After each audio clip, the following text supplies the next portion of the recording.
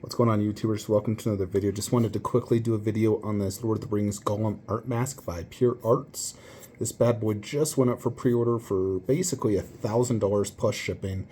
Based off the size of only being 19 inches tall, I don't anticipate shipping would be more than 50 bucks, if that.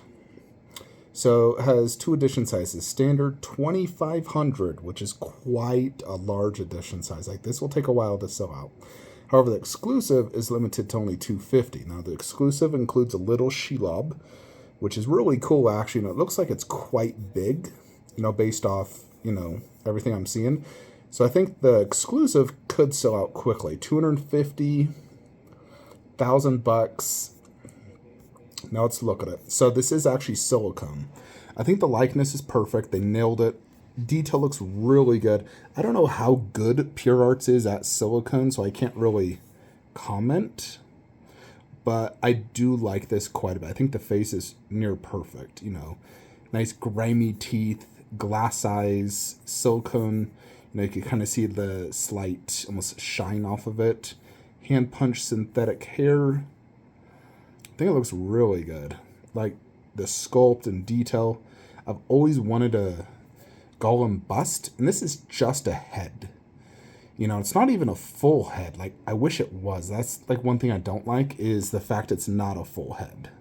Like, once you go past the ear, it's just like an innard, similar to my Sauron.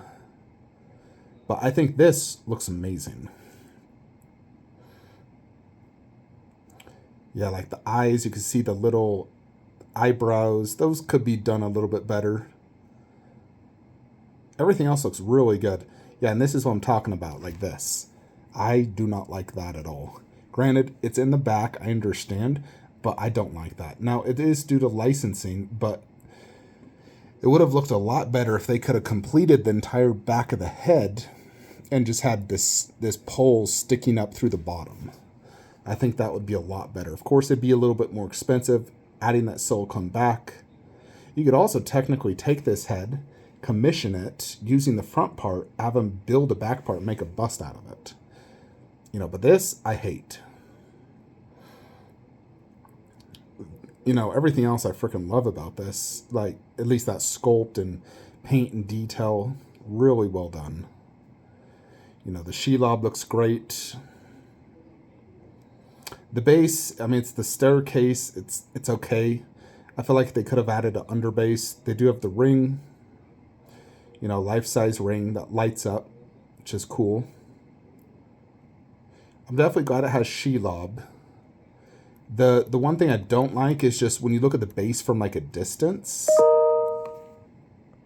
Yeah, like when you look at this base, especially without Shelob, it just looks like a rock base. Yeah, there's a tiny staircase and a ring. I feel like they could have added some sort of underbase here, maybe even like similar to the Prime 1 Frodo.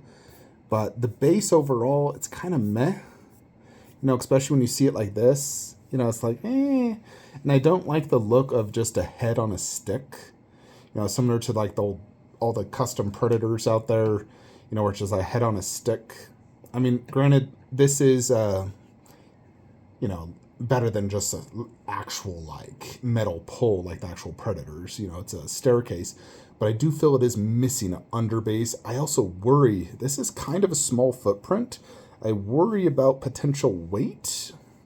Now, it's a very thin silicone, it seems like, and then it's a resin backing, so it's probably very thin silicone.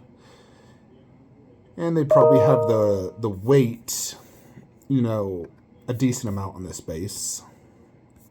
They've created quite a few Lord of the Rings now. Let's go back to Lord of the Rings. Where are you? Lord of the Rings. Of course it does that. I have the Sauron one, which I'm actually selling just because I got the Sauron bust. But you have the Crown of Gondor. No one would buy this for the crown. You buy it for the Minas Tirith. The Mouth of Sauron looks really good. The Witch King art mask does look great. And then the Sauron one, which I like. Granted, that one, Witch King is sold out, at least on that. Frodo definitely looks good. It's the same, well, yeah, so it is actually the most expensive of all of these. You know, the Witch King Sauron are both like $900, $750 for these two. So it is the most expensive, and I would argue it has the worst base. Like, I'm not a fan of the base at all. All the other bases I think are definitely way cooler. But that portrait being silicone, I could understand that. I don't think this one was silicone, was it? Highly detailed mouth. Yeah, it's not silicone. You know, where this one actually is. I'm debating because I do want a Gollum bust. Now, this being only 19 inches tall would fit under my like Witch King and Nazgul shelf, and I could throw it next to the Prime One Frodo. Now it's $1,000. It's just the front part of the head. It does look really good. Like the sculpt is bang on, but I'm also holding out hopes that Infinity Studios makes a, you know, Gollum bust. Now if they made one like an actual half torso silicone bust, I think it'd be $3,000 to $4,000, but it would be infinitely better than this. You know, of course, also a lot bigger.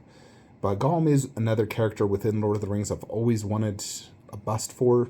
This just being the head, that's my biggest qualm. The head is really good. I wish this was a full bust, you know, but it is only $1,000, which is, you know, a good price for silicone. You know, and you do look at the face the majority of the time when you're looking at a bust. But yeah, this one I'm kind of like, I really like it, but also I don't like it. You know, like I love that face sculpt, but I hate how it's just like a head on a stick. You know, I think if you're going to get this, you do want that Shelob, because I think it makes a really nice addition to this. You know, I don't see them selling 2,500 of these. Like, that's a massive edition size. Good luck.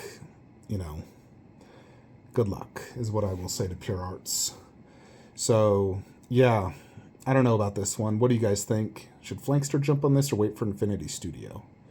Because I know for a fact the resale value on this won't be good. Like if you buy this, let's say $1,100 with shipping, you might be able to resell this for $700 if you're lucky.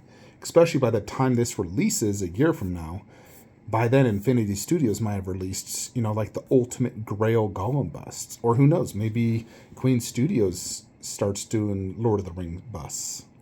You know, so granted, this is probably the best, you know, licensed Gollum piece now out there for a bust.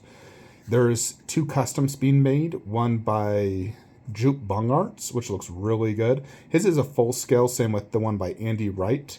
You know, they're both 2 famous silicone makers, and I've been talking to Jupe. He says he can make me a full silicone bust for like $3,000. You know, so I'm trying to debate it, you know, what I want to do. But let me know what you guys think of this Gollum bust. You know, I'll probably be passing, just like I said, this won't satisfy my total, you know, want and need for Gollum. Like, yeah, the face looks good, but I can totally see myself selling this the moment Infinity or a really good custom bust is made.